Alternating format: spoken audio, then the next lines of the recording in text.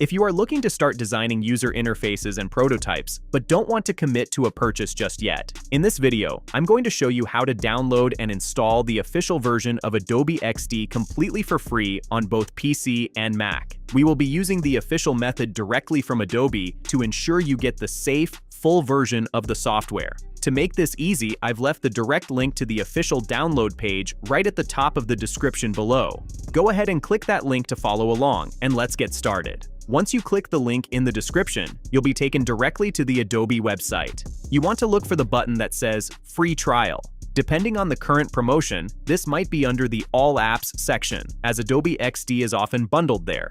Click on that button. Adobe will ask you to choose a plan.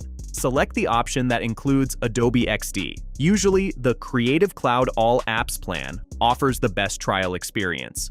Since we are doing the free trial, select that option and click Continue. Now, you'll need to create an Adobe account or sign in if you already have one. You can use your email, Google, Facebook, or Apple ID. Note that Adobe does require payment details to start the free trial, but you will not be charged if you cancel before the trial period ends. This is standard for all official Adobe software. Once you've signed up, the Creative Cloud installer will automatically begin downloading. If it doesn't, look for the Install Creative Cloud app prompt on the screen. The Creative Cloud desktop app will now install and initialize. This acts as the hub for all your Adobe apps. Once the Creative Cloud app is open, you'll see a list of available software. Scroll down to find XD in the list, or type XD in the search bar at the top right. Click the Install button next to it. Once the download finishes, you can launch Adobe XD directly from the Creative Cloud app or your desktop shortcut.